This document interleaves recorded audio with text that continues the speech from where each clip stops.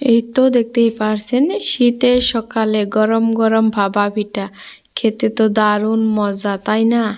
তো চলুন আজকে কি করতেছি সবকিছুই থাকছে এই ভিডিওতে, দেখতেই পারছেন। আর এই তো আমরা বড়ই খেতে গেছিলাম, তো আমাদের বাড়ির পাশে এক নানির বাসায়, তো ওইখানে একটা বড়ই গাছ আছে অনেক বড়। তো বড়ইটা খেতে অনেকটা স্বাদ আর কি, অনেকটা মিঠা। তো আমরা তিন যাও মিলে এখানে গেছিলাম খেতে। পাড়ি বানিয়ে হেরবান বানিয়ে একটা একটা দিন জানি পাড়ি বাবারে উঠ উঠ ছুটু পাহাড় পাহাড়ে উঠতেছি। উফ আর ফাইনালি আমরা তিনজনে কিছু কিছু বড়ই নিয়ে এসেছি। এসে আর ওইখানে দেখতে পাচ্ছেন ওইখানে অনেকটা রোদ আসছে, তো ওইখানে বসে বড়ি খাচ্ছিলাম। আর তারপর ফাইনালি বিকালবেলা চলে আসলাম আপনাদের মাঝে কিছু পিঠা বানাবো সেটা শেয়ার করার জন্য। তো দেখতেই পাচ্ছেন আমি এখানে আতপ চালের গুঁড়া নিয়ে এসেছি আর সামান্য পরিমাণ লবণ দিয়ে দিলাম। আর এই তো একটু একটু পানি দিয়ে এগুলো মাখিয়ে নিব। দেখতেই পারছেন ভাপা পিঠা বানানোর জন্য আর কি এই এটা গুঁড়িটা করে নিতেছি। দেখতেই পাচ্ছেন। আসসালামু আলাইকুম বন্ধুরা, আপনারা সবাই ভালো আছেন? আলহামদুলিল্লাহ আমি খুব ভালো আছি। আমি সাজিনা আছি আপনাদের সাথে নতুন আর একটি ব্লগ ভিডিও নিয়ে আপনাদের মাঝে হাজির হয়ে গেলাম। দেশ এবং দেশের বাইরে, কাছে এবং দূরে যে যে প্রান্তে দিকে আজকের ভিডিও দেখতেছেন বা দেখবেন, আশা করছি সকলে আল্লাহর রহমতে সুস্থ আছেন, ভালো আছেন। আমিও আপনাদের দোয়ায় ভালোবাসায় অনেকটাই ভালো আছি।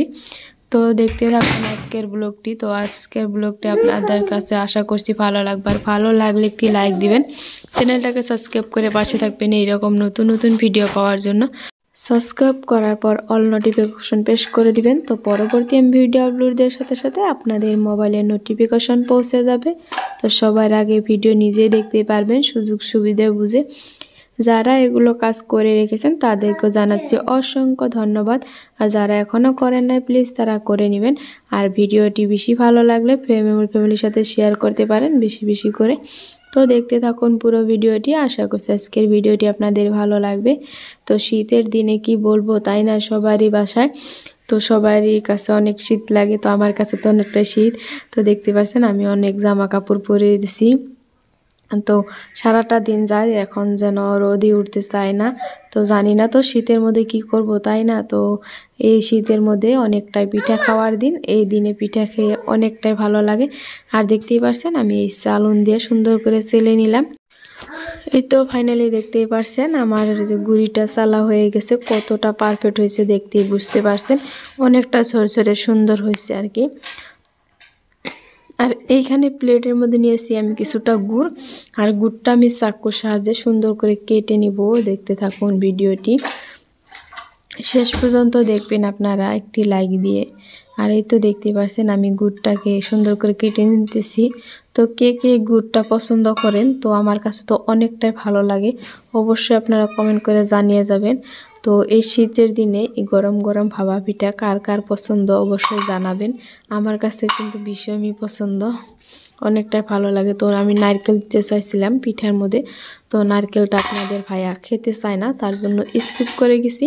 আর আমি এখানে দিয়ে দিব গুড় আর খাওয়া তিল, তিল দিয়ে বানাবো, আপনারা কি বলেন জানি না, তো আমরা তিলই বলি।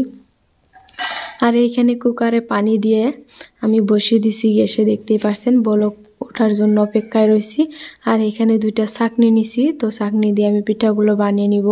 আর এখানে তো এইভাবে করে আমি গুঁড়ি দিতেছি। তো আপনারা হয়তো এক এক রকমের পিঠা বানান, তো আমি এইভাবে বানাই, সেটা আপনাদের মাঝে শেয়ার করতেছি। সবাই তো আর এক রকমের হয়তো রান্না বান্না বা পিঠা বানানো একরকম হয় না, তাই না? তো আমি অন্যরকম করে বানাইতেছি। তো আশা করছি আপনাদের ভালো লাগবে আজকের আমার এই ব্লগ ভিডিওটি। তো দেখতে থাকুন পুরো ভিডিওটি। আমি এইভাবে করে দিয়ে দিলাম গুড়টা দিয়ে। তো আপনাদের ভাইয়ার জন্য আমি তিলটাও স্কিপ করে দিছি এখানে। তো কিছুটা পিঠা বানাবো তিল না দিয়ে, আর কিছুটা পিঠা বানাবো তিল দিয়ে। তো এইসব আর কি। তো দেখতে থাকুন। তো কে কোথায় থেকে দেখতেছেন জানি না, তো অবশ্যই আপনারা কমেন্ট বক্সে ছোট্ট একটি করে কমেন্ট করে যাবেন। তো যারা কমেন্ট করেন, আমার কিছু প্রিয় আপুরা আছে, তো আমার ছোটো ছোটো করে কমেন্ট করে, আমাকে অনেকটাই ভালো লাগে কমেন্টটা পড়ে। তো তাদেরকে জানাচ্ছি অসংখ্য ধন্যবাদ। আমার পক্ষ থেকে অনেক অনেক ভালোবাসা রইল আপুদের জন্য। তো আপুদের ভিডিও কিন্তু আমি রেগুলারই দেখি, না দেখা না। তো আমার কাছেও তাদের ভিডিও অনেকটাই ভালো লাগে।